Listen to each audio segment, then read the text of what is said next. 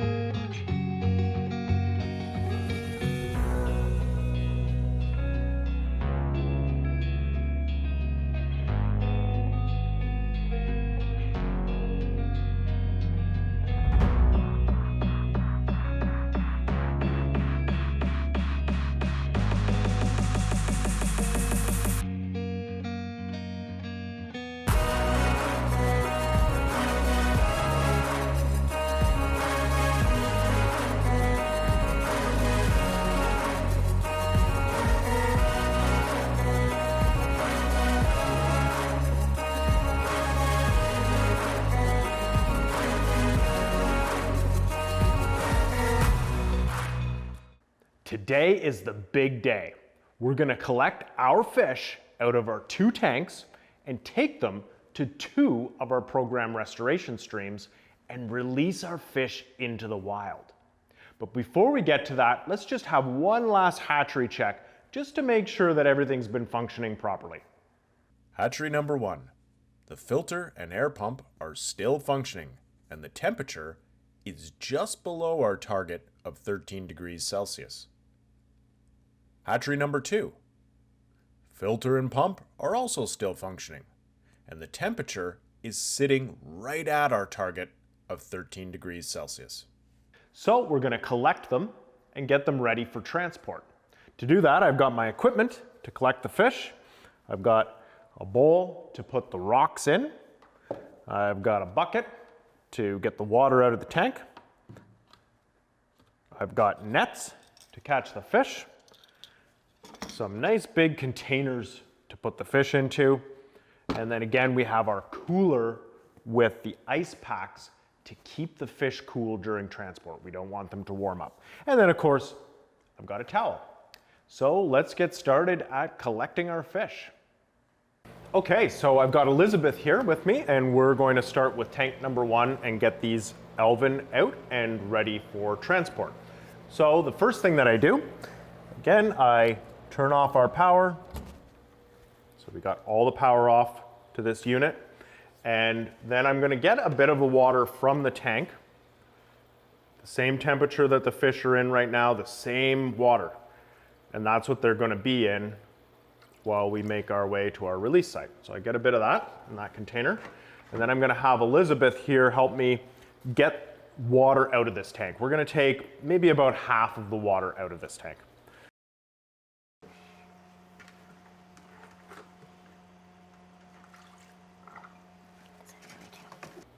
Then while Elizabeth's doing that, I'm going to take the rocks out, because now we have Elvin in here. So of course they're hiding down within the rocks. And when they see my big hands coming in, they're going to be trying to find places to hide. So they're going to be in amongst these rocks. So I've got to be really careful while I do that. I'm just going to scoop down. And I check within these rocks to see if I've got any fish hiding in there before I put them into this container.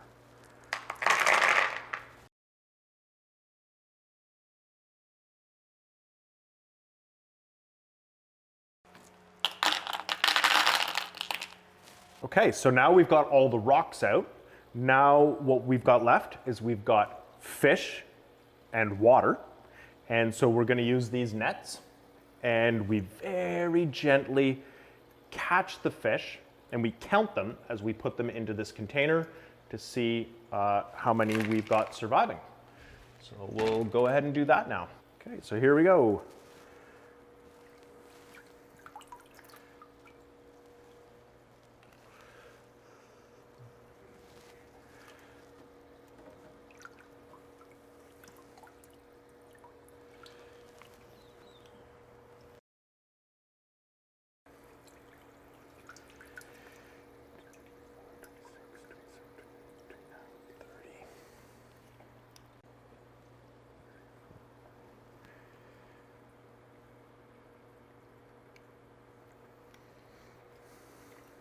All right, so I've got all of the Elvin out of tank number 1, and I've put them actually into 2 containers just to spread them out a little bit. And we've got 93 surviving Elvin in these containers. See them swimming around here. So now what we do is we put these containers with the lids on, and you'll notice that these containers we're about half full on water. And that allows a lot of airspace in there that's going to help to keep oxygen in this water while we're transporting them. And the container swashing around in the car a little bit, that's going to help to mix the air into the water and keep lots of oxygen in there. So I'm now going to put these containers, put the lids on, and put them into the cooler with the ice packs to keep them chilled, and we'll do hatchery number 2. Okay, so now we're on to hatchery number 2, same process. Going to turn off the power. Get our water about half full on our containers, and then we'll empty about half the tank out.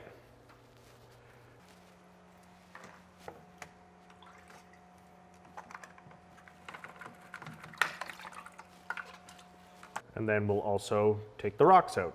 Now this time, our fry are a little bit less fragile, still fragile, but less fragile. But they're also moving around a lot more, so catching them is going to be a little bit trickier. So I think I'll have Elizabeth catch these fish. All right, so now we're left again with water and fish, this time fry. So Elizabeth is going to start catching the fish.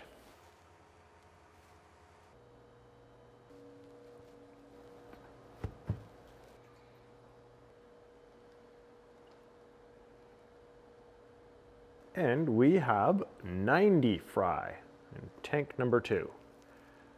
90 healthy looking fry, which means that we had lost 7 eggs in this tank, 7 eggs that didn't hatch, and then we have had 3 fish that died after that.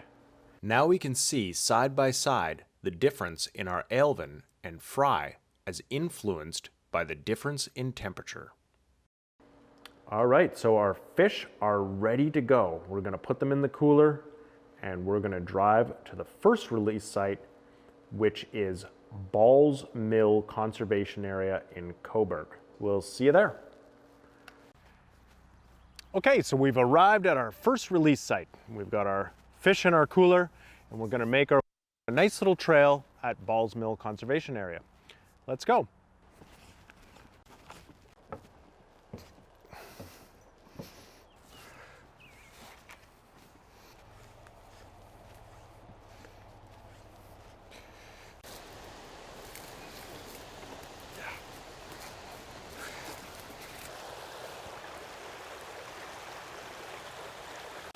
Okay, so we found a really nice spot here in a tributary stream leading into Coburg Creek.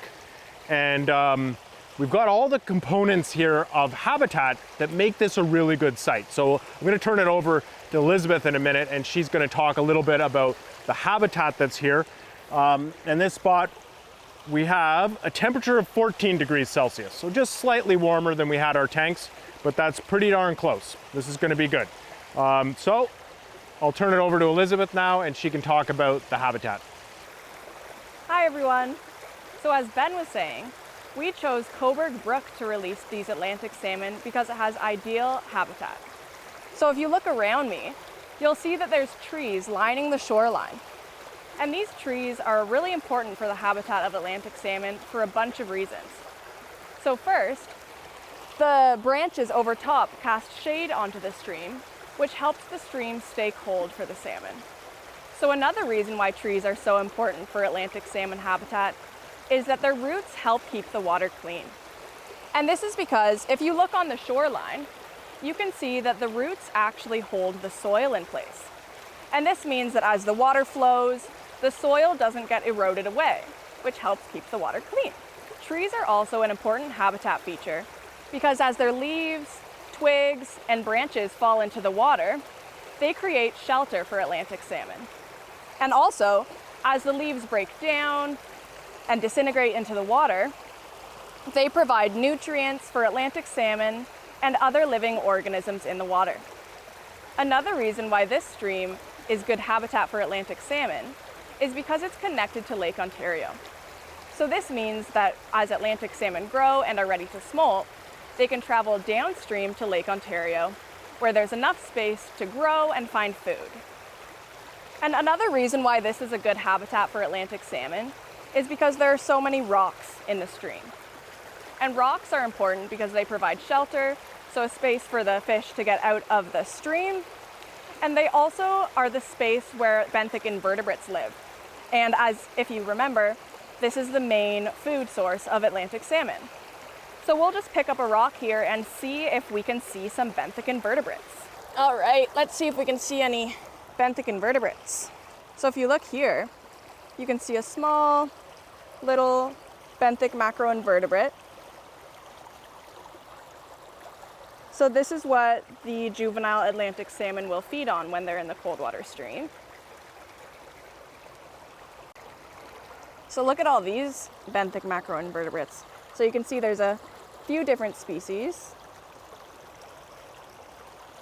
And these could be the larvae of a bunch of insects that you'll see flying around. So like dragonflies, damselflies.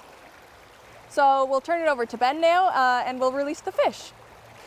All right, so what we're gonna do here is we are gonna release half of our fry from tank 2 and half of our alevin from tank 1. So I've got half the fry, 45 fry here. And what I'd like you folks that are watching this to do is to name these fish. I'm gonna name this one right here after my son Leaf, the joke teller.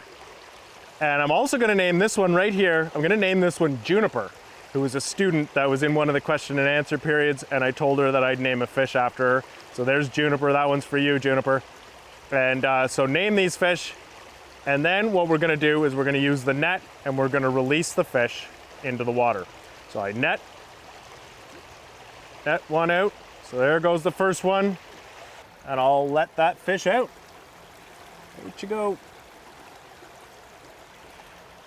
And then I'll just do that with the rest of the fish. They're feeling that current and swimming around in it.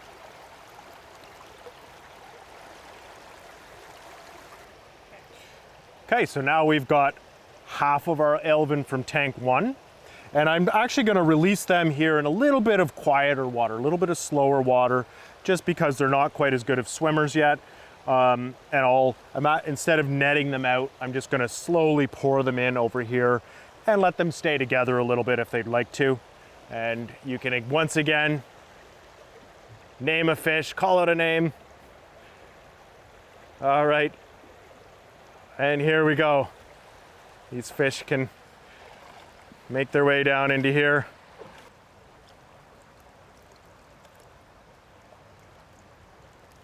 All right, and that's it. That's it for our fish at this site.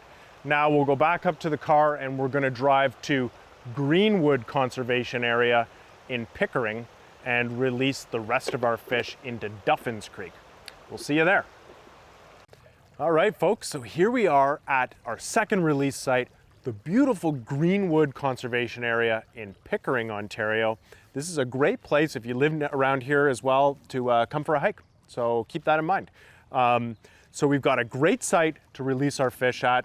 Again, we've got some shady areas, some branches that reach over the water, that drop leaf material into the water that helps to feed the aquatic ecosystem, feed the little bugs that feed our fish. We've got root systems holding together the banks, helping to hold back some of the erosion. We've got some woody material that's fallen down into the water that provides some structural habitat to not only fish, but also to the aquatic invertebrates that the fish eat. And we can actually see here that the beavers have been helping with this, a tree that's been dropped by a beaver down into the water, and that's a common part of this ecosystem. It's an important part of it. And we have, again, I've tested the water temperature. We've got 13 degrees Celsius, perfect temperature, what we were going for with our tanks.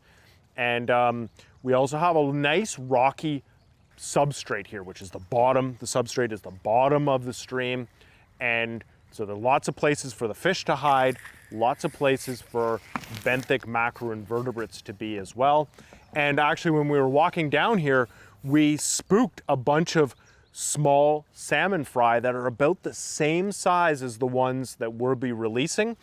I'm not sure, I didn't get enough of a good look at them to be able to tell which type of salmon, but it is a great site for young salmon.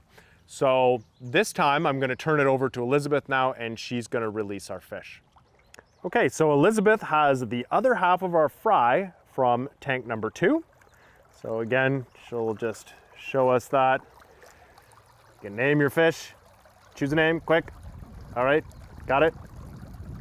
Okay, and now we're gonna do the same process. Elizabeth is going to scoop a fish out. She'll do that with a few of them, and then actually what we're gonna do is I'll get Elizabeth to walk across the stream and just spread the fish out a little bit. Not too much, but just.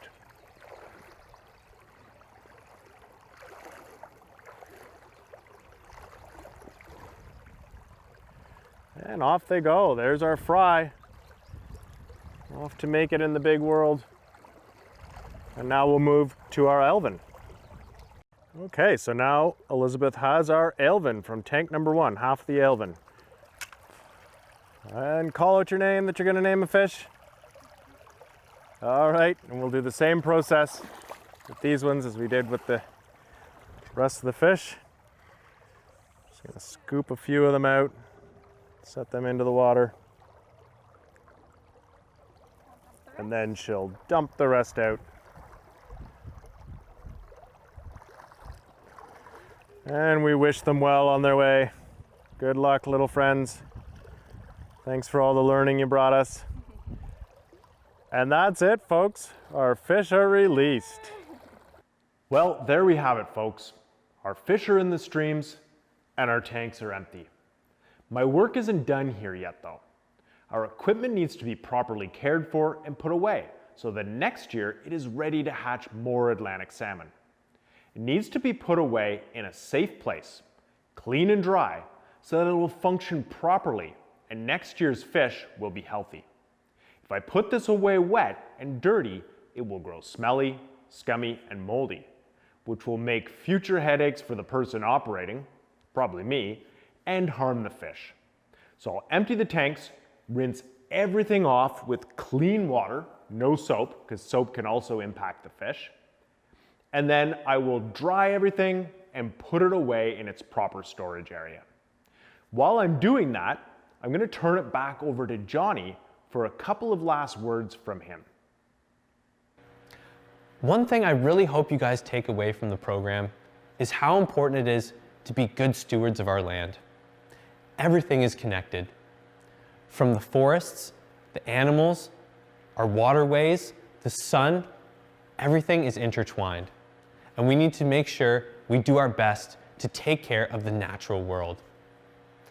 Thank you, everybody, for coming along on this journey. We'll see you next time. Thanks again, Johnny. Our hatchery equipment is properly stored until next season, and I've returned our classroom space back to how I found it in January and cleaned it all up. I believe it is a good practice to leave places better than when you found them, be it a campsite, a park, grandma's house, or a virtual classroom space. In closing, I want to give a huge shout out of gratitude to our program sponsor, Ontario Power Generation, the Ontario Trillium Foundation for helping fund this classroom hatchery program, the Ontario Federation of Anglers and Hunters for all their support with this and other conservation programs, and for hosting this virtual program here at the beautiful OFAH Mario Cordellucci Hunting and Fishing Centre in Peterborough, Ontario. A huge thanks also goes out to all of our presenters, Johnny and Elizabeth, and to you, the viewers, for following along. Take care, everybody, and don't forget to keep on swimming upstream.